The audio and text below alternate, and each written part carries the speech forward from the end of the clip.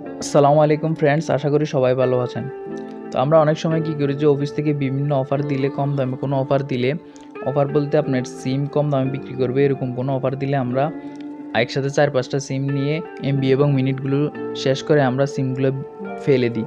তো ফেলে দেওয়ার পরে আপনি অনেক প্রবলেমে পড়তে পারেন। যেমন আপনি যদি ফেলে দেওয়ার পরে কেউ কুড়িয়ে পায়, ফলে সে যদি এই সিম দিয়ে কোনো অকারেন্স করে, তাহলে কিন্তু আপনার সমস্যায় পড়বেন, কারণ আপনার এনআইডি কার্ড দিয়ে সিমটা রেজিস্ট্রেশন করা। 4-5টা নাম্বার থাকার কারণে আমরা আমাদের নাম্বারগুলো মুখস্থ রাখতে পারি না। তো সেই জন্য আমাদের জানার আগ্রহ থাকে যে আমাদের এনআইডি কার্ড দিয়ে কয়টি সিম রেজিস্ট্রেশন করা আছে।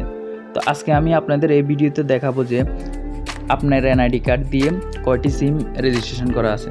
তো সেই জন্য আপনাদেরকে পুরো ভিডিওটা না টেনে দেখতে হবে। পুরো ভিডিওটি না টেনে দেখতে থাকুন এবং আমার চ্যানেলে যদি নতুন হয়ে থাকেন, চ্যানেলটিকে সাবস্ক্রাইব করে পাশে থাকা বেল আইকনে ক্লিক করে দেন। তো চলুন শুরু করা যাক। এই কোডটি দিতে হলে আপনার এনআইডি কার্ড দিয়ে তোলা একটি সিমে এই কোডটি দিতে হবে। তো সেজন্য আপনার ডায়াল প্যাডে চলে যাবেন। তো ডায়াল প্যাডে যাওয়ার পর এখান থেকে *16001# লিখে ডায়াল প্যাডে ক্লিক করে ওকে করে দিবেন। তো দেখতে পারবেন যে এখানে আপনার এনআইডি কার্ডের শেষ 4টি অক্ষর দিতে বলবে। তো যারা পুরাতন এনআইডি কার্ড দিয়ে আপনার স্মার্ট কার্ডটি আপনার সিমটি রেজিস্ট্রেশন করেছেন, তারা পুরাতন এনআইডি কার্ডের 4টি কোড দিতে হবে। নতুন স্মার্ট কার্ড পেয়েছেন যে ওইটার লাস্টের 4টি অক্ষর দিলে হবে না। তো আমি আমার এনআইডি কার্ডের প্রথম 4টি কোড দিয়ে দিলাম। দেওয়ার পর okay, your request in process, we will shortly receive a message. তো এখন আমাকে একটা মেসেজ দিবে। তো আমি এখন আমার মোবাইল থেকে মেসেজ অপশনে চলে যাব। তো মেসেজ অপশনে যাওয়ার পর তো দেখতে পাচ্ছেন আমার মোবাইলে SMS চলে আসছে অফিস থেকে।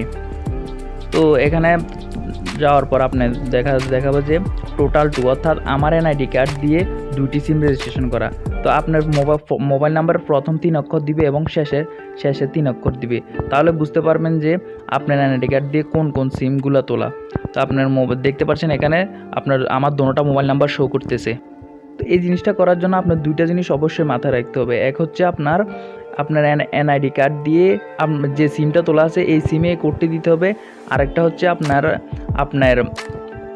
আর আমরা যারা কোডটি দেওয়ার জন্য বলবে, ওই সময় কোডটি দেওয়ার সময় আপনার পুরাতন এনআইডি ন্যাশনাল কার্ডের 4টি অক্ষর দিতে হবে।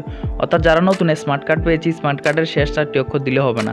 তো বন্ধুরা, আমি যেভাবে দেখিয়েছি ঠিক সেভাবে যদি আপনি কাজগুলো করেন, তাহলে আপনি বুঝতে পারবেন যে আপনার এনআইডি কার্ড দিয়ে কয়টি সিম রেজিস্ট্রেশন করা আছে। তো বন্ধুরা, আজকে এ পর্যন্তই। ভিডিওটি ভালো লাগলে অবশ্যই লাইক, কমেন্ট এবং শেয়ার করুন। আমার চ্যানেলের এরকম নতুন ভিডিওর নোটিফিকেশন সবার আগে পেতে চ্যানেলটিকে সাবস্ক্রাইব করে পাশে থাকা বেল আইকনে ক্লিক করে দিন। ভালো থাকুন, সুস্থ থাকুন, আল্লাহ হাফেজ।